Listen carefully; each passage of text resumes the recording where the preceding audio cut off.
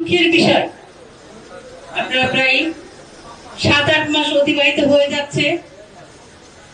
গুম কমিশনে আমরা আমাদের অভিযোগ দাখিল করেছি। এখন পর্যন্ত সরকারের পক্ষ থেকে কোন ধরনের কোন সুস্পষ্ট বক্তব্য আমরা পাইনি। আমরা বিভিন্ন সামাজিক যোগাযোগ মাধ্যমে বিভিন্ন ধরনের মন্তব্য, বিভিন্ন ধরনের কথাবার্তা, বিভিন্ন মিডিয়ার মাধ্যমে, প্রিন্ট মিডিয়ার মাধ্যমে বিভিন্ন ধরনের, যেটা আসলে সঠিক কোনটা সঠিক সেটা আমরা আসলে বুঝতে পারি না। একবার পজিটিভলি খবর প্রকাশ করা হয়, আবার নেগেটিভলি। সম্প্রতি একটি খবর গুম কমিশনের থেকে, আন্তর্জাতিক অপরাধ ট্রাইব্যুনাল থেকে বলা হয়েছে যে বাংলাদেশের 100-এরও বেশি লোক ভারতের কারাগারে বন্দী আছে। এটা হলো রিসেন্ট খবর। তো আমরা আসলে সত্যি কনফিউজ। আর আমরা 13 বছর ধরে প্রতি বছরই এই গুম দিবস পালন করা, এটা নিয়ে কথা বলা, আমরা ক্লান্ত হয়ে গেছি।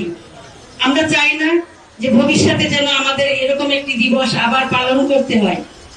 আমরা বর্তমান সরকারের কাছে সুস্পষ্টভাবে জানতে চাই যে আপনারা আপনাদের গুম কমিশন, আন্তর্জাতিক ট্রাইব্যুনাল যেটাই গঠন করে থাকেন না কেন, গুমের বিষয়ে আপনারা কি করেছেন সেটা স্পষ্ট করুন।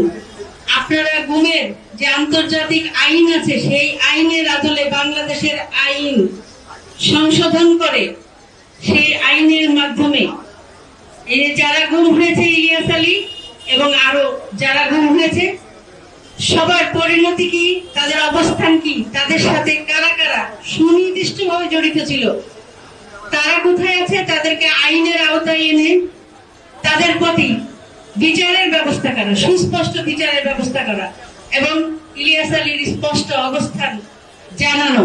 এটা সরকারের দায়িত্ব। যেহেতু সরকার, বর্তমান সরকার ক্ষমতায় আছে, তাদের কাছে বিশেষভাবে অনুরোধ করব, এর একটি সমাপ্তি প্রয়োজন। সেই সমাপ্তি যেন তারা দ্রুতই করে।